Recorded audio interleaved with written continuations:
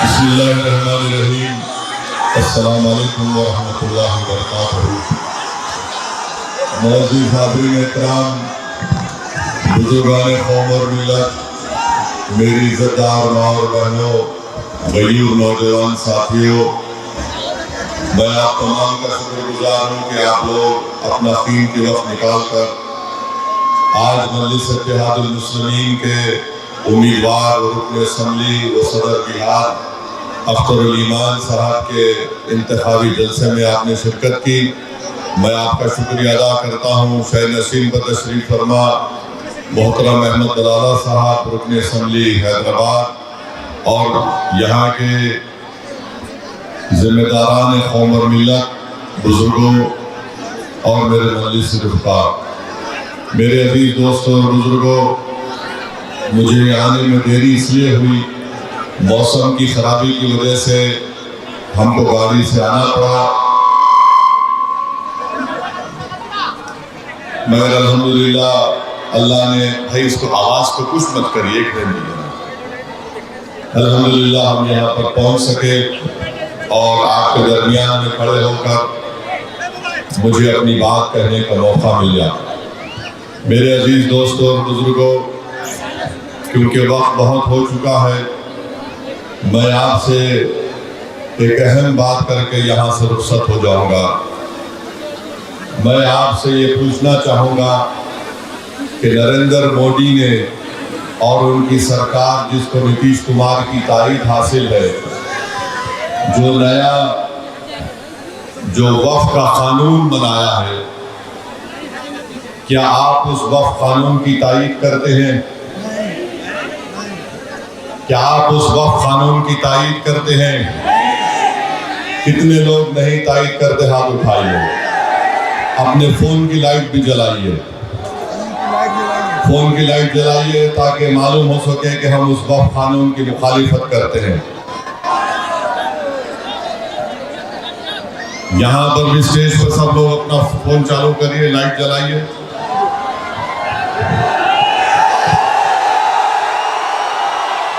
Light चालू करिए। जो छत पर बैठे हैं अपना फोन खोल लाइट चालू करिए, सब चालू करिए। हम ये लाइट बताकर मोदी को बता रहे हैं कि तुम्हारी और जेडीयू की बत्ती गुल करेंगे इंशाअल्लाह ताला। लोग रात में लाइट जलाते, हम दिन के उजाले में दिया जलाकर इनको बता रहे हैं कि यहाँ की अमूर की आवाम अब इंशाअल्लाह ताला अज़बियत के ऊपर जेडीयू और बीजेपी का साथ नहीं देगी, ना लोग उनको वोट देंगे जो हमारे इत्तेहाद के दुश्मन है। हम उस वक्फ कानून के खिलाफ क्यों हैं? आप अपने फोन को जेब में रख सकते। आपने पैगाम दे दिया नरेंद्र मोदी को और नीतीश कुमार को कि ये वक्फ का कानून ये है। मोदी ने यह कानून और नीतीश कुमार ने यह कानून इसलिए बनाया ताकि हमारी मस्जिदों को छीना जा सके। यह कानून इसलिए बनाया गया ताकि आपकी दरगाहों को और खानखाहों को छीना जाए, कब्रस्तानों को छीना जाए। मैं ये बात जिम्मेदारी के साथ कह रहा हूँ, ये जो कानून नीतीश कुमार और नरेंद्र मोदी ने बनाया, ये हमारे संविधान में, आईन में जो मजहब पर चलने की इजाजत हमको दी गई दफा 25 और 26 के खिलाफ अपनी ताकत की बुनियाद पर नरेंद्र मोदी और नीतीश कुमार ने इस तरह का कानून बनाया। मैं अमूर की आवाम से अपील करने आया हूँ, याद रखो मस्जिद किसी की भी हो सकती है। मस्जिद में नमाज सुरजापुरी भी पढ़ता है, मस्जिद में नमाज कुलैया भी पढ़ता है, मस्जिद में नमाज शेरशाहबादी भी पढ़ता है, मस्जिद में नमाज देवबंदी भी पढ़ता है, मस्जिद में नमाज बरेलवी भी पढ़ता है। मगर याद रखो, अगर कोई अल्लाह के घर को छीनने का कानून बनाएगा तो मैं तुमको अल्लाह और इन तमाम चीजों को इत्तसाम में रखकर कह रहा हूँ, याद रखो, मस्जिद के खिलाफ अगर कोई कानून बनाता है तो आप पर अब जिम्मेदारी है कि आप अपनी तमाम असबियतों को छोड़कर अपनी मस्जिद और दरगाह और खानखा को बचाने के लिए खड़े हो जाइए। और बचाने का तरीका ये है अमूर की जनता कि ये पैगाम आपको देना है कि जिसने हमारी मस्जिद को छीनने का कानून बनाया हम उसको शिकस्त देंगे, वो हमारे वोट का हकदार नहीं है। मैं आपसे अपील कर रहा हूं कि मोदी को एक पैगाम देना है, नीतीश कुमार को एक पैगाम देना है अमूर से कि जो इस तरह का काला कानून बनाया गया जो हमारे संविधान के खिलाफ है। अरे बताओ, बिहार में हमारे हिंदू धर्म के बोर्ड है, वहां पर कोई गैर हिंदू मेंबर नहीं बन सकता, तो कैसे बिहार के वक्फ बोर्ड में एक गैर मुस्लिम को मेंबर बनाया जाएगा? ये तमाम साजिश इसलिए की गई ताकि हमारे मस्जिदों को छीना जा सके। याद रखो मेरी इस बात को, मैं पार्लियामेंट में खड़े होकर मोदी और नीतीश कुमार के एमपीज के सामने कहा ये काला कानून है, मैं इस काले कानून को फाड़ता हूं क्योंकि संविधान के खिलाफ बनाया गया है। मेरे अजीज दोस्तों और बुजुर्गों, मैं जिम्मेदारी के साथ कह रहा हूं, अगर तुम मजहबियत का शिकार हो जाओगे तो नीतीश कुमार और मोदी की कामयाबी हो जाएगी। क्या तुम उनको कामयाब करोगे या उनको नाकाम करोगे? मुझे बताइए। आप नाकाम करेंगे नीतीश कुमार और मोदी को, आप नाकाम करेंगे नीतीश कुमार और मोदी को। तो लगाइए मेरे साथ नारा, नारे तकबीर, नारे तकबीर। असबियत का शिकार मत होइए। याद रखिए, ये चुनाव इस बात को तय करेगा कि जो लोग ऐसा कानून बनाए हैं जिससे मस्जिदों को छीना जाएगा, जिसमें मुजरिम नीतीश कुमार भी है और नरेंद्र मोदी भी है। याद रखो, अपने इत्तेहाद को पारा पारा होने मत दो। इत्तेहाद अगर कमजोर होगा तो इनकी हिम्मतें और हौसले बढ़ जाएंगे। ये संविधान के खिलाफ एक वक्फ के कानून को बनाकर हमारी मजहबी तशक्कुस को, हमारी मजहबी शनाख्त को छीनने की कोशिशें की जा रही हैं। जो पार्टी आज नीतीश कुमार का निशान लेकर आ रही है, मैं उनसे पूछ रहा हूं, तुम मेरे एक सवाल का जवाब दो। क्या तुम इस वक्फ कानून की ताईद में वोट हासिल करने आए हो क्या?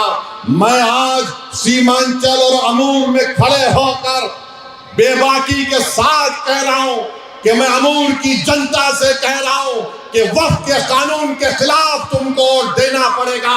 ये मामला अख्तरुल ईमान का नहीं है, ये मामला वक्फ की जायदादों को बचाने का है, ये मामला हमारी मजहबी शनाख्त को बचाने का है, ये मामला हमारी मस्जिदों को बचाने का है। बताओ, तुम मस्जिद बचाने वाले का साथ दोगे या मस्जिद को छीनने वाले का साथ दोगे? 11 तारीख को तुमको पैगाम देना पड़ेगा, अपने इत्तेहाद का पैगाम देना पड़ेगा। अरे जो लोग आज मजलिस पर उंगली उठा रहे, मैं उस वक्फ कमेटी का मेंबर था। 6 महीने में उस कमेटी में लड़ता रहा। उस 45 तरमीमात के खिलाफ मैंने 128 पेजेस की रिपोर्ट पेश की। अरे आज मुझ पर उंगली उठाने वालों, पढ़ो उस रिपोर्ट को। असदुद्दीन ओवैसी को मालूम हो जाएगा कि मैंने कानून को सामने रखकर ये बताया कि तमाम तरमीमात का मकसद एक ही है कि उस पर कब्जा हासिल कर लिया जाए। बताओ, अगर तुम्हारे घर पर कोई कब्जा करता है, क्या 12 साल के बाद वो मालिक बन जाता है? अगर कोई आपके घर पे कब्जा करता है, जमीन पर कब्जा करता है, तो क्या 12 साल के बाद वो मालिक बनता है? मोदी ने ये काम किया कि अगर कोई वक्फ की जायदाद पर 12 साल कब्जा करेगा तो वो मालिक बन जाएगा। बताओ अमूर की जनता, वक्फ की जायदाद का मालिक मोदी है या अल्लाह है? इसका फैसला आपको करना पड़ेगा। बताओ, वक्फ की जायदाद का मालिक कौन है? आज ये कानून बनाया गया कि जो 12 साल उस पर कब्जा काबिज रहेगा वो वक्फ का मालिक बन जाएगा। ये कानून नीतीश कुमार ने और मोदी ने बनाया। अमूर की जनता, ये इलेक्शन इस बात का सबूत तुमको पेश करना पड़ेगा कि जो हमारे खिलाफ इस तरह का आइन के खिलाफ संविधान के खिलाफ कानून बनाएगा, हम उसको कबूल नहीं करेंगे, उसको अपने वोट के जरिए मुस्तरद करेंगे। क्या आप चाहेंगे कि आपकी दरगाहों को छीन लिया जाए? क्या आप चाहेंगे कि आपके खानकाहों को छीन लिया जाए? क्या आप चाहेंगे कि मिलादुन नबी पर जो हरा झंडा लगाया जाता है उसको कोई रोक दिया जाए? ये फैसला आपको करना है मेरे अजीज दोस्तों और बुजुर्गों। और जहां जहां बीजेपी हुकूमत में है, बीजेपी ने वहां पर यूनिफॉर्म सिविल कोड का कानून बनाया, उत्तराखंड में बनाया, और उत्तराखंड में कानून बनाकर ये कह दिया कि निकाह उस वक्त तक नहीं हो सकता जब तक कि हुकूमत परमिशन नहीं देगी। अरे बताओ, निकाह तो दो खानदानों के दरमियान में होता है, गवाह मौजूद होते हैं। मोदी ने उत्तराखंड में इस तरह का कानून बना दिया। याद रखो, मैं तूफान आने से पहले आपको बाखबर कर रहा हूं। मेरे मुखालिफिन कहेंगे कि ओवैसी जज्बाती तकरीर करता है। अरे ओवैसी सच्चाई को भी बयान कर रहा है तुम्हारे सामने। आपको सबूत देना पड़ेगा कि हम ऐसी ताकतों को शिकस्त देंगे जो हमको बांट कर हमारे कब्रिस्तानों को, मस्जिदों को, दरगाहों को, खानकाहों को वीरान करना चाहते हैं। तमूर की जनता एक शीशा पिला हुई दीवार की तरह तुमको खड़े होकर इन तमाम ताकतों का जवाब देना है जो हमारी मजहबी तशक्कुस को छीनना चाहती है। और एक काला कानून उन्होंने बना दिया। मेरे अजीज दोस्तों और बुजुर्गों, ये अहम वक्त है। आज अगर आप जरा सा भी कोताही खुदा ना खास्ता हो जाएगी तो फिर आने वाले वक्त में हम सिर्फ आंख में आंसू लाकर रोते रहेंगे। अगर 11 तारीख के दिन अमूर की जनता ये तय कर ले कि वक्फ के कानून के खिलाफ वोट देना है, देंगे वक्फ कानून के खिलाफ, देंगे वक्फ कानून के खिलाफ वोट। किसको देंगे वोट? कहीं नीतीश कुमार, जेडीयू और वो जो पुरानी पार्टी, उसको तो नहीं देंगे ना। याद रखो, ये बार बार मैं आपको बता रहा हूं, यही नीतीश कुमार है, यही मोदी है। आज बताओ, अमूर में कोई घुसपैठी है? बोलो, अमूर में कोई घुसपैठी है? तो क्या नीतीश कुमार और मोदी नहीं कह रहे हैं कि आकर सीमांचल और अमूर में घुसपैठी है? तुम हमको जलील और रुस्वा करना चाहते हो। सीमांचल और अमूर की सरजमीन पर बसने वाले गयूर लोग हैं। अगर गरीब है मगर गयूर है, गरीब है मगर वो अपनी इज्जत का सौदा करने के लिए तैयार नहीं है। आज मोदी और नीतीश कुमार आकर पूरे सीमांचल को मोदी, आज भी मोदी भाषण में कह रहे घुसपैठियों को निकालेंगे। क्या आप नहीं देख रहे अखबारात में कि महाराष्ट्र से, हमारे मुर्शिदाबाद से बंगाली बोलने वाले भारत के नागरिकों को बंबई से, पूना से पकड़कर लाया गया, उनको ले जाकर बांग्लादेश में फेंक दिया गया। कलकत्ता हाई कोर्ट में केस चल रहा है, कलकत्ता हाई कोर्ट में केस चल रहा है। बताओ, अगर तुम्हारी आवाज नहीं होगी अमूर की जनता तो कौन बढ़ेगा? क्या तुम उसका साथ दोगे जिसको 30 साल तुमने साथ दिया, जो आज तुम्हारे दरमियान में कभी नजर नहीं आया? क्या आप उसका साथ दोगे जो तुमको घुसपैठी कहकर हमारे इत्तेहाद को बारा करना चाहता है? ये फैसला आपको करना है अमूर की जनता। मैं आपसे वादा कर रहा हूं, मैंने पहले भी कहा और आज भी कह रहा हूं, जब तक ओवैसी जिंदा रहेगा सीमांचल के बच्चे और मां और बहनों के लिए लड़ता रहेगा इंशाअल्लाह ताला। कोई दुनिया का माइका लाल मुझे बिहार और सीमांचल आने से रोक नहीं सकता। अरे मेरे मुखालिफिन जो कहते कह दो, मुझे कोई चीज का फर्क नहीं पड़ता, मगर एक बात तुमको जानना पड़ेगा कि आखिर अख्तरुल ईमान से इतनी दुश्मनी क्यों है? आखिर अख्तरुल ईमान से दुश्मनी क्यों है? दुश्मनी इसलिए है कि ये असेंबली में बहुत बोलता है। ये किसको कामयाब करना चाहती है? उनको कामयाब करना चाहती है जिनके आका उनको हुक्म देंगे कि खामोश तो खामोश हो जाएंगे। मेरे भाई, आपको एक लड़ने वाले की जरूरत है, बोलने वाले की जरूरत है। और जो लोग ये कह रहे हैं कि अख्तरुल ईमान 5 साल का मौका मिला, अरे भाई 30 साल का हिसाब कौन देगा मुझे बताओ? 30 साल का हिसाब कौन देगा मुझे बताओ? तुमने अमूर में इतनी बीमारियां पैदा कर दी थी, 5 साल में तो बीमारी का खात्मा नहीं होता। हम जरूर इन तमाम बीमारियों का खात्मा करेंगे इंशाअल्लाह ताला। मैं आपसे वादा कर रहा हूं कि जो काम नहीं हुए वो काम होंगे इंशाअल्लाह ताला।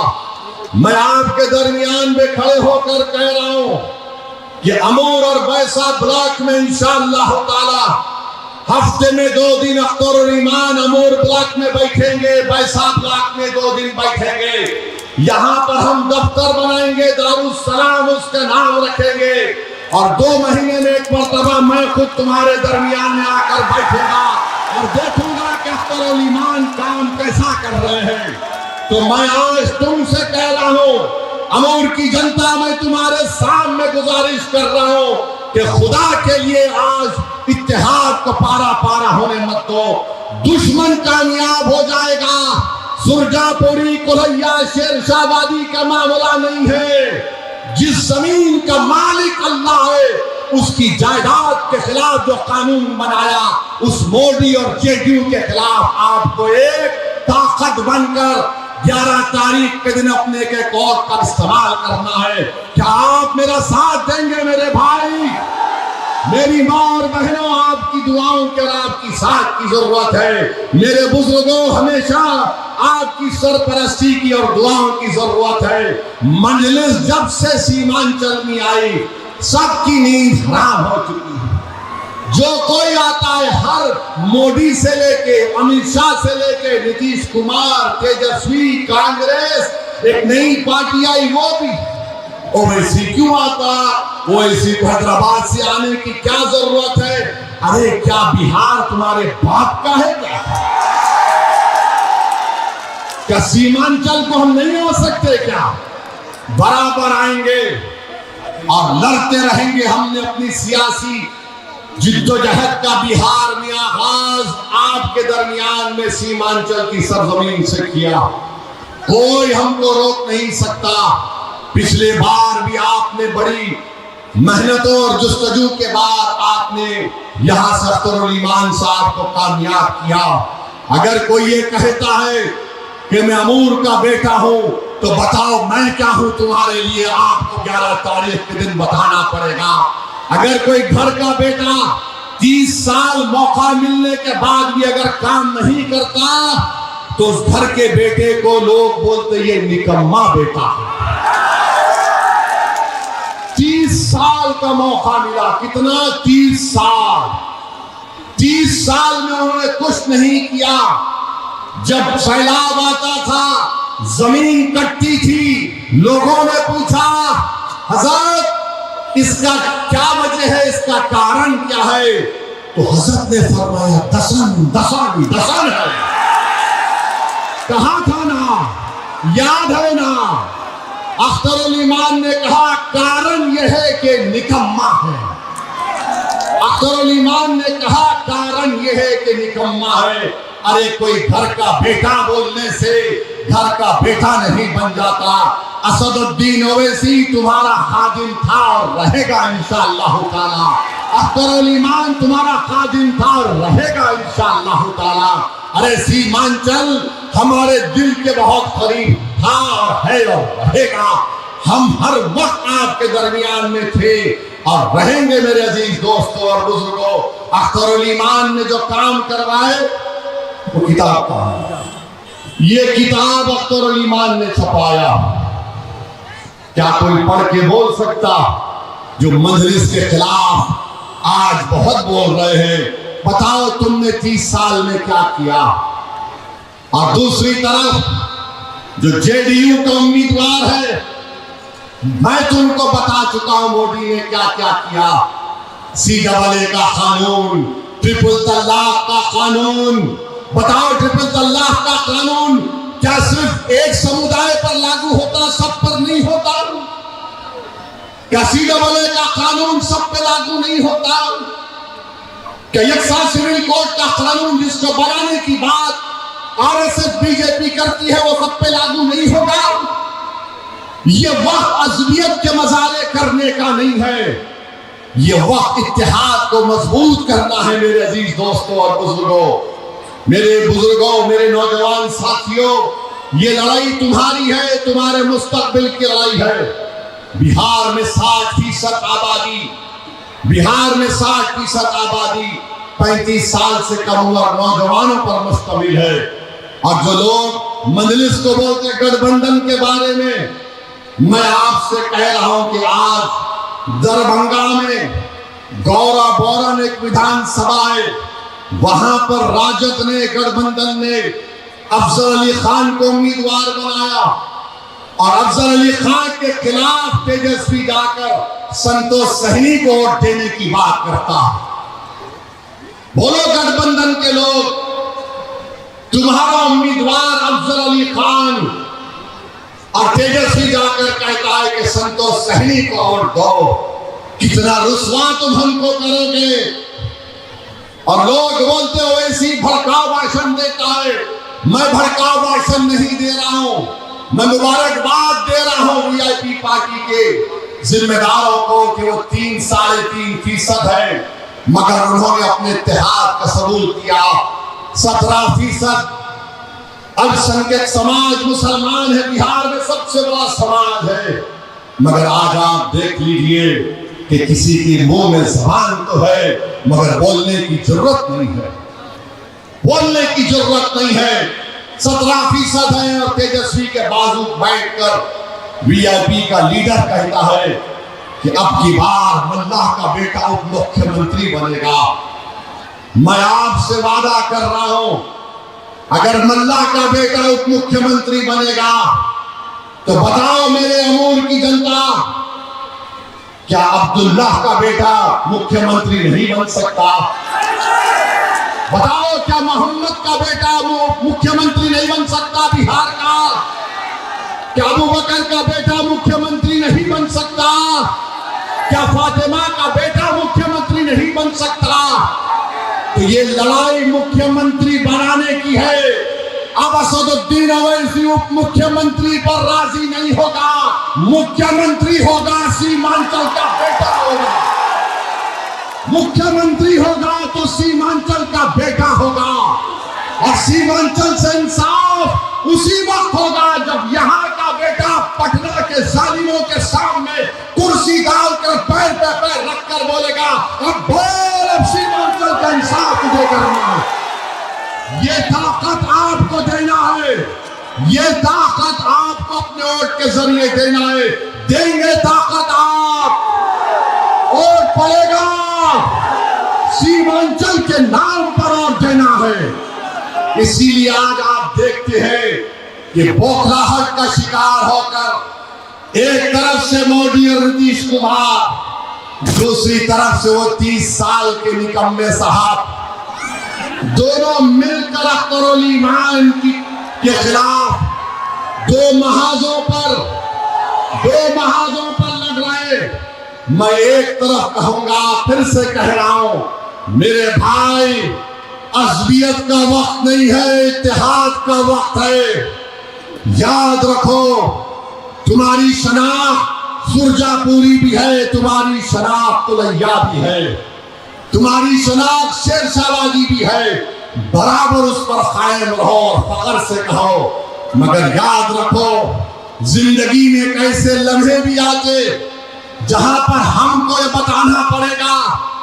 अगर कोई कहता है कि ओवैसी हैदराबाद से आया, मुझे आज किसी ने पूछा इसका क्या जवाब दे, मैंने कहा उसका एक ही जवाब दे भाई, तू उसको बोल हाँ हैदराबाद से आया, मगर मेरा उसका रिश्ता ये है, वो रिश्ता जिसको रब्बे करीम ने कलमे की बुनियाद पर कायम किया, जो खून के रिश्ते से बढ़कर है। मैं तुमको उसका वास्ता दे रहा हूं मेरे भाई। मैं तुमको उसका वास्ता दे रहा हूं मेरी मां और बहनों, मैं तुम्हारा रिश्तेदार नहीं हूं, मगर मैं वो शख्स जरूर हूं अपने गुनाहों के बावजूद भी कि अगर तुमको कोई तकलीफ पहुंचती है तो यकीनन मेरे आंख में आंसू आते हैं, यकीनन मेरे दिल दिमाग में तकलीफ होती है, और मैं आज उसी तकलीफ को दूर करने के लिए मजलिस इत्तेहादुल मुस्लिमीन आपके दरमियान में आई।